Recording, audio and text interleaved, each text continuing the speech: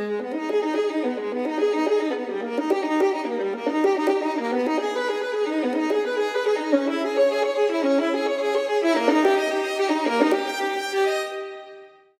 le monde connaît son nom, très peu de gens connaissent sa peinture. Nicolas Poussin, c'est le Corneille de la peinture. Toute œuvre qui passait de Nicolas Poussin sur le marché était recherchée, achetée à n'importe quel prix, notamment par les anglo-saxons qui ont trusté tout ce qui passait sur le marché. Poussin, il quitte ce Normand, il quitte la Normandie, il passe par Lyon, où il peint un premier très beau nu que le musée de Lyon vient d'acheter, un petit chef-d'œuvre qui prend dans son premier tableau, peint sur place à Lyon, avec une Chionée, qui est une dame nue au premier rang. Mais ensuite, il descend à Rome et il passe par Venise.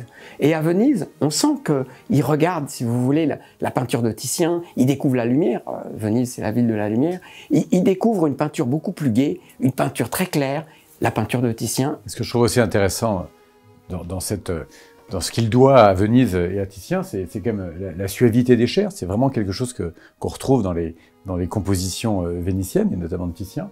Ce tableau a été dans la collection privée de Paul Jameau. Paul Jameau, c'est un immense conservateur du musée du Louvre. C'est le Laurence Descartes d'aujourd'hui. Il passe en vente en 1943 et pour moi, il disparaît complètement à la vente de 1943 à l'hôtel Drouot. Il est acheté par un œil de Drouot. Et c'est Michele Santo qui a l'intuition que c'est le Poussin que tout le monde cherche, qui est un des Poussins de la période érotique. Ça va vraiment être l'une des vedettes, si ce n'est la vedette, de cette exposition du musée de Lyon sur Poussin et l'amour. Il y avait cette série avec le tableau de la National Gallery de Londres, le tableau de Zurich, enfin, probablement 400 ans qu'on ne les avait pas vus réunis comme ça. Les amateurs de Poussin attendaient tellement voir un Poussin rigoriste, un Poussin intellectuel, qu'ils ont réellement rejeté la plupart des tableaux érotiques de Poussin. D'ailleurs, on en a perdu beaucoup à ce moment-là, et certains ont été même vandalisés.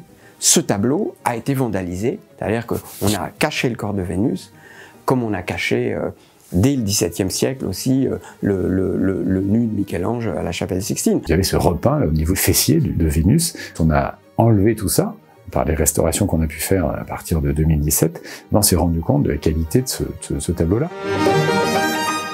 On connaît moins d'une dizaine de tableaux très érotiques, de tableaux très forts, avec un érotisme brûlant. Le satyre qui est là, il va sauter sur la jeune femme, et son compagnon qui est ici, qui nous fascine, qui lui fascine, surtout, ne bouge pas, tu vas la réveiller. Ce qui est magnifique chez Poussin, toujours, dans tous les Poussins, mais encore plus à cette époque-là, dans les années 1625-26, c'est son énergie.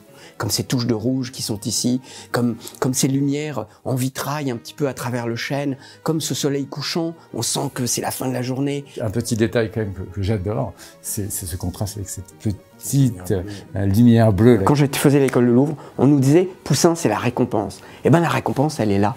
Le jour où on voit ça, eh bien, on découvre un artiste qui est le plus grand de tous. Pour nous, vendre ce tableau de Nicolas Poussin, de ce format-là, de ce sujet-là, c'est vraiment formidable. Et c'est une chance pour un commissaire-priseur inimaginable.